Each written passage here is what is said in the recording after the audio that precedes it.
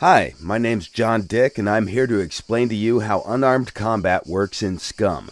Without further ado, let's get started. The unarmed combat in brawling has 4 different skill levels of expertise that the players can reach, starting from no skill level up to advanced skill level.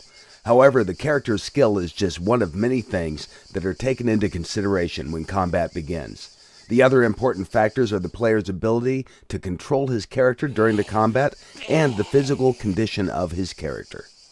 Now that you know the basics, let's take a look at how the combat system works in other modern survival games.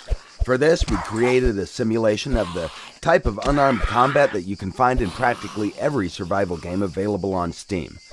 From what you can see here, the character is constrained at the hip, but you can tilt their upper body and throw random punches toward your opponent. The camera is locked behind the character. It doesn't provide the player with a good overview of the situation, and most of the time it's really hard to tell where the punch will land. Obviously, this is a very basic implementation, and we could have done it the same in Scum, but we wanted to make something different. So, what exactly did we do in Scum to make things better? First, we wanted to find out the best way to fit martial arts in Scum's gameplay mechanics, and we quickly realized that the angle of the camera has to be changed. The free camera view not only provides players with a better overview of the situation, it also helps when you have to engage multiple opponents at the same time. The game also provides a first-person perspective camera for the combat mode, and everything works well there too. Once you enter combat, you'll be able to perform different moves and attacks. For example, you can try to circle around your opponent and control the fight from a distance. During the combat, you can defend yourself or attack. From defensive moves, you can use block or dodge, and from the attacks, you can choose kicks, punches, and combo moves. A dodge is used when you want to outmaneuver your opponent and then strike back in a counterattack with a different combination of punches and kicks. With the left mouse button, you can perform punches. With the right mouse button, you can do kicks. Combos are performed by pressing a combination of keys, followed by left or right mouse button, depending on whether you want a punching or kicking combo.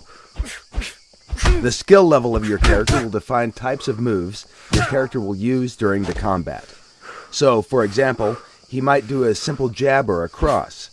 Or, if he's more skillful, then he can step in, close the distance, and use a more powerful punch. Combos are special attack combinations that inflict more damage than a normal punch or kick, but they also drain stamina at a faster rate.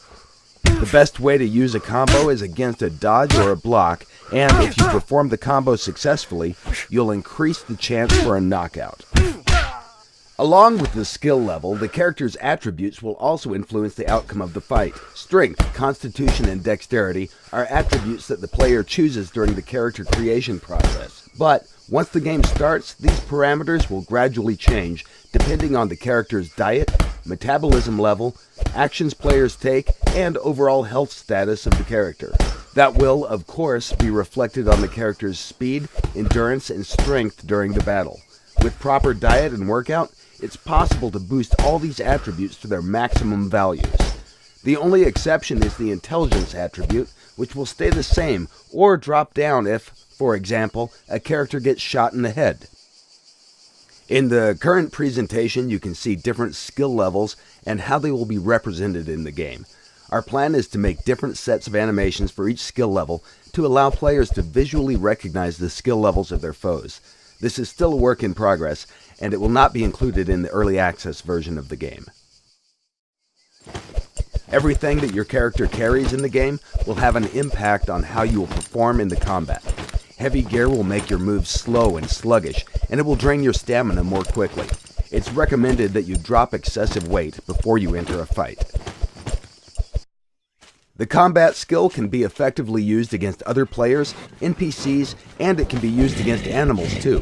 Although we do not recommend you attack bigger and more dangerous animals unless, of course, you're sure that you can beat them or outrun them.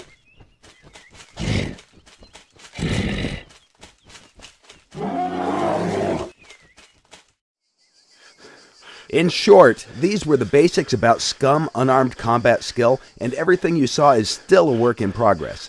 We aim for further optimization of the combat process to make it more fluid and enjoyable. Future plans are to replace mocaps with more realistic animations.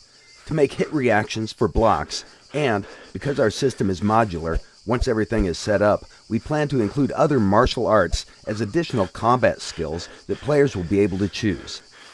We hope you have enjoyed this presentation, and if you want to find out more about Scum, be sure to follow us on Facebook, Twitter, or our dev blog on scumgame.com.